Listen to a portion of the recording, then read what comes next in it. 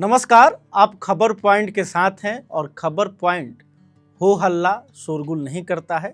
आपको शांति से खबर दिखाता है, शालीनता के साथ यहाँ पर खबरें दी जाती हैं।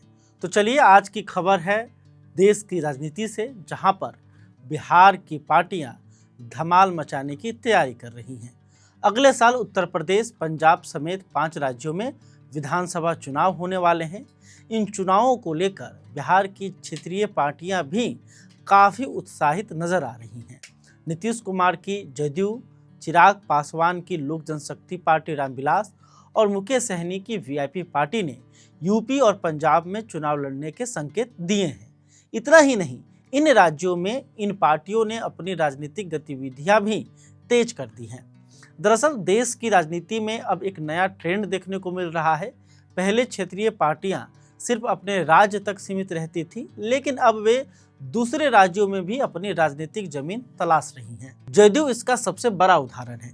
पूर्वोत्तर के कई राज्यों में पार्टी अपनी मौजूदगी दर्ज करा चुकी है। अरुणाचल प्रदेश और मणिपुर में जदयू मान्यता प्राप्त पार्टी है और वहां उसके विधायक भी रह चुके हैं।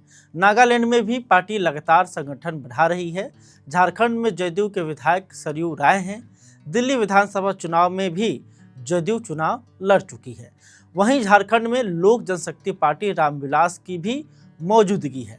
दूसरी तरफ आरजेडी ने केरल में अपना पहला विधायक जिताकर सबको चौंका दिया।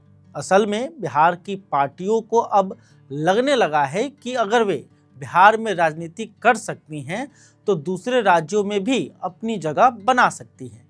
इसकी सबसे बड़ी वजह है प्रवासी बिहारी।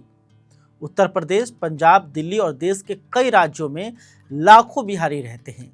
उनके साथ भावनात्मक और सांस्कृतिक जुड़ाव भी है। यही वजह है कि बिहार की पार्टियां अब इन राज्यों में भी अपनी पहचान बनाने की कोशिश कर रही हैं। तो देखिए, अगर चिराग पासवान की बात करें तो चिराग पासवान यूपी की तैयारी में लगे हुए हैं। लोक जनशक्ति पार्टी रामविलास के अध्यक्ष चिराग पासवान अब उत्तर प्रदेश में भी अपनी राजनीतिक ताकत दिखाना चाहते हैं। उन्होंने साफ कहा है कि उनकी पार्टी 2027 का यूपी विधानसभा चुनाव लड़ने की तैयारी कर रही है। फिलहाल संगठन को मजबूत करने का काम चल रहा है। चिराग की नज़र सिर्फ पासवान समाज पर नहीं है, वो युवाओं, पिछड़े वर्गों और प्रवासी बिहारियों को भी अपने साथ जोड़ना चाहते हैं। उन्होंने यहाँ तक कहा है कि उनकी पार्टी 403 सीटों पर चुनाव लड़ने की तैयारी कर रही है। हालांकि एनडीए में रहते हुए ऐसा होना मुश्किल माना जा रहा है। वैसे बिहार विधानसभा चुनाव से पहले भी याद कीजिएगा, चिराग ने 243 सीटों पर लड़ने की बात कही थी। बाद में गठबंधन के तहत उन्हें 29 सीटें मिली। यानी यह बड़ा दावा करना उनकी राजनीतिक रणनीति का हिस्सा भी हो सकता है। अब बात कर लेते हैं नीतीश कुमार की पार्टी जदयू की। जदयू ने पंजाब पर खास फोकस किया है। पंजाब जदयू के प्रदेश अध्यक्ष मालवेंद्र सिंह बेनीपाल ने कहा है कि पार्टी 2027 के विधानसभा चुनाव में 45 सीटों पर चुनाव लड़ने की तैयारी कर रही है। जदयू को लगता है कि पंजाब और बिहार के बीच जो ऐतिहासिक और सांस्कृतिक रिश्ता है, उसका राजनीतिक फायदा मिल सकता है। गुरु गोविंद सिंह की जन्मस्थली पटना साहिब है। इसी भावनात्मक जुड़ाव को पार्टी अपनी ताकत बनाना चाहती है। इसके अलावा किसान, बेरोजगारी और नशे जैसे मुद्दों पर भी जदयू खुद को एक विकल्प के तौर पर पेश करना चाहती है। इसी सिलसिले में नीतीश कुमार के पंजाब दौरे की भी तैयारी चल रही है। यानी कि आने वाले समय में अगर आपको नीतीश कुमार पंजाब में दिख जाए तो हैरान और परेशान मत होइएगा। देखिए, आपको बता दें कि जदयू ने इससे पहले दिल्ली में भी किस्मत आजमाई थी, लेकिन वहां उसे सफलता नहीं मिली। 2025 के दिल्ली विधानसभा चुनाव में पार्टी ने एनडीए के साथ मिलकर एक सीट पर चुनाव लड़ा था, लेकिन वोट सिर्फ 0.53% ही मिले थे। अब पार्टी को लगता है कि दिल्ली से ज़्यादा बेहतर संभावनाएं पंजाब में हैं।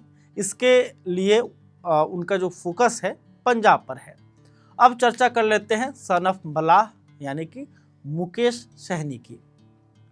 वीआईपी प्रमुख मुकेश सहनी भी उत्तर प्रदेश में एक बार फिर चुनाव लड़ने की तैयारी कर रहे हैं। उनकी पार्टी निषाद और अन्य पिछड़े वर्गों की राजनीति करती है।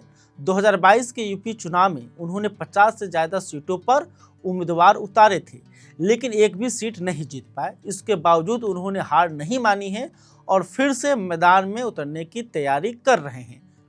हाल ही में मुकेश सहनी जो हैं वो लगातार उत्तर प्रदेश में नजर आ रहे हैं, उत्तर प्रदेश के अलग अलग जिलों का दौरा भी कर रहे हैं। दिलचस्प बात यह है कि जब वे यूपी में चुनाव लड़ रहे थे, अब यहाँ में आपको हम 2022 के आसपास की कहानी बता देते हैं, तब बिहार में एनडीए के सरकार का वो हिस्सा थे।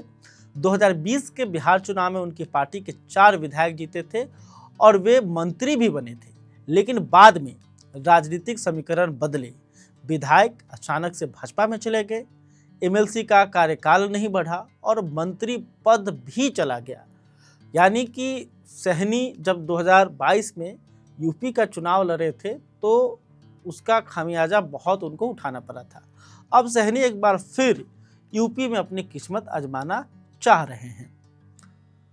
अब आरजेडी की बात करते हैं। राष्ट्रीय जनता दल ने बिहार से बाहर सबसे बड़ी सफलता केरल में हासिल की। 2026 के विधानसभा चुनाव में पार्टी के उम्मीदवार पीके प्रवीण ने जीत दर्ज कर आरजेडी का वहां खाता खोल दिया।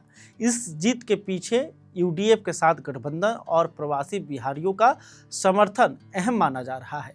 अब आरजेडी भी दूसरे राज्यों में संगठन विस्तार की योजना बना रही है। कुल मिलाकर बिहार की क्षेत्रीय पार्टियां अब सिर्फ बिहार तक सीमित नहीं रहना चाहती, वे दूसरे राज्यों में भी अपनी राजनीतिक पहचान बनाना चाहती हैं।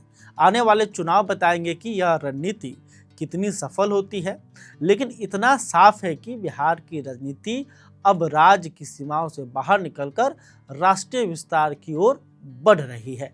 खैर, अभी तक आपने हमारे चैनल खबर पॉइंट को यूट्यूब पर सब्सक्राइब नहीं किया है तो कर लीजिए, और इस खबर को लेकर आप क्या सोचते हैं कमेंट करके जरूर बताइएगा। बहुत बहुत धन्यवाद।